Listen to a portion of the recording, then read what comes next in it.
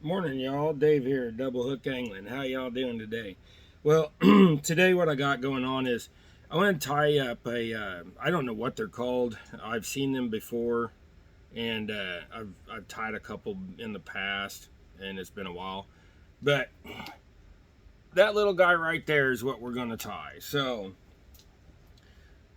the we're just going to do it in a different color. So what you want is you want to get you some mustad hooks or any kind of size 10 dry fly hook is what I've been using. I right now I can't get no heavy wire that's worth a darn.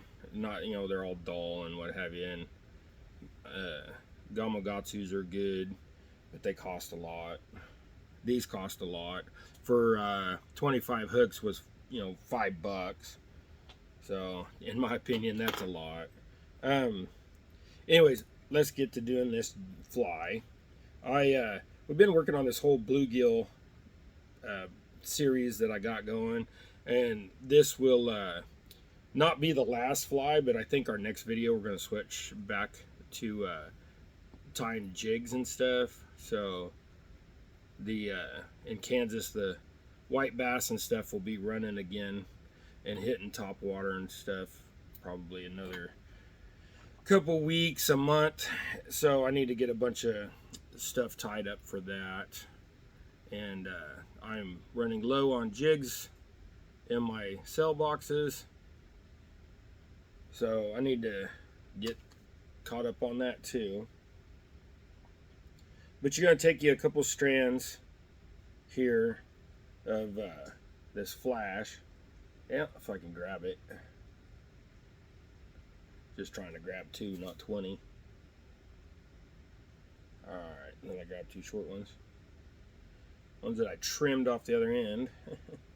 But anyways, fold this up or just cut you off a bunch of the, grab you a little tuft of that and pop them off. I like to conserve my tinsel, so I just kind of use what I got.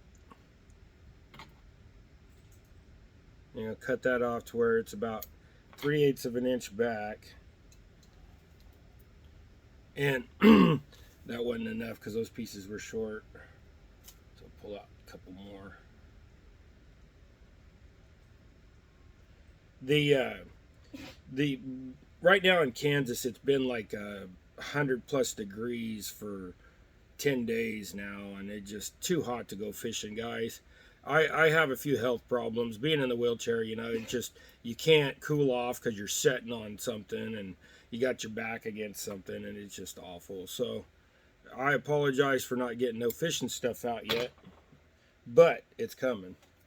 When fall gets here, I'll probably do a fishing video every 2 or 3 days. So being new to this whole YouTube thing, we've been doing it for a couple years now, and I've just been getting real serious about it lately. And as far as YouTube, wire. I'm getting to ranting and forgetting what I'm doing here. I just had wire. What do I do with my wire? Oh, there it is. I don't do this channel to teach people that already know how to tie flies. If you want, this channel is for the beginner, but everybody is continuously learns through their life, and if you say that you don't need to learn anything else, well, then you're just kind of an idiot. So the thing about me doing this is I wanted to do flies the simplest way, the easiest way, the less material, found material, and such like that. Just because a lot of beginner tires don't have a bunch of money just to go invest in this stuff, and all this stuff was bought over years and years and years. So I have tons, and right now my table is a total wreck. I've got stuff everywhere, and I need to clean up. So, but with that being said, get you some stuff, learn how to tie simple things.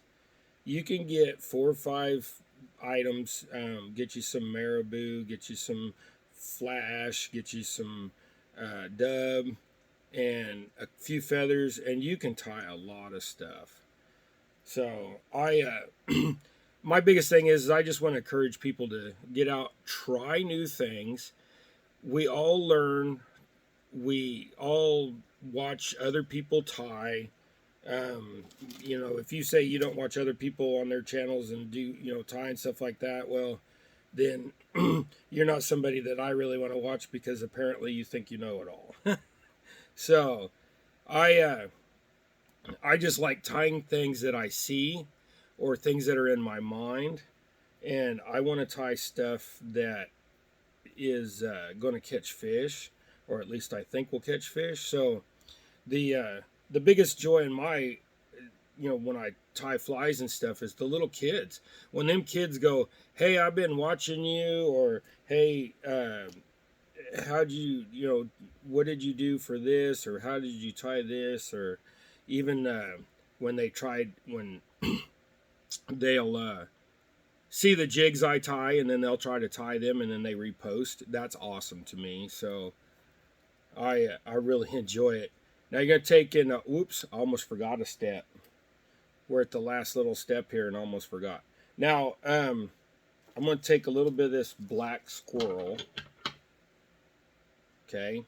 Now this black squirrel, this stuff is stretchy. See, it's kind of stretchy. So what you're gonna do is you're gonna make sure you got enough to get over the head, but you're gonna come back here where this wire's at, and you're gonna part that squirrel. Part that squirrel, and I'm going to use that wire to lock that squirrel down right there.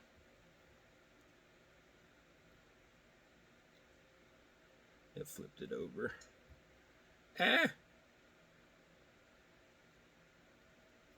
It flipped my squirrel leather over on the squirrel, the flesh that's still there.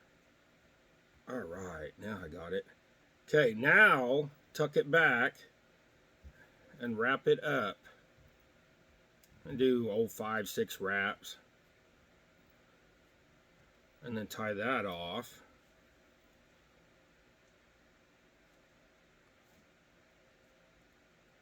My voice keeps moving.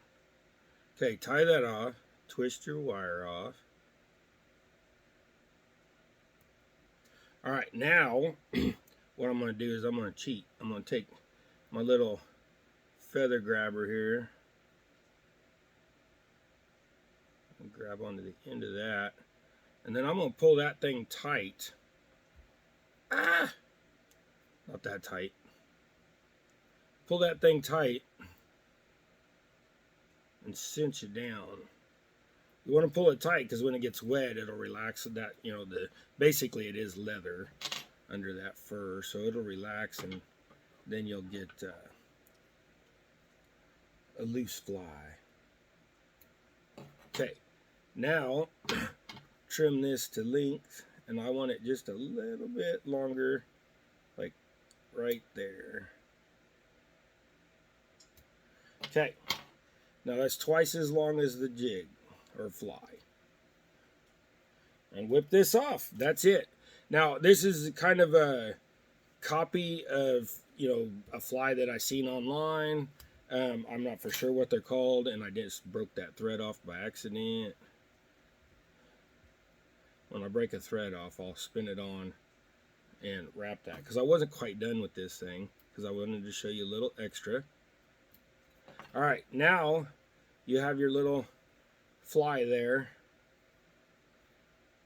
and if you just want to add a little oomph to it, take you some of this dub and spin on there and give it a collar, like literally that much, and just give it a little collar.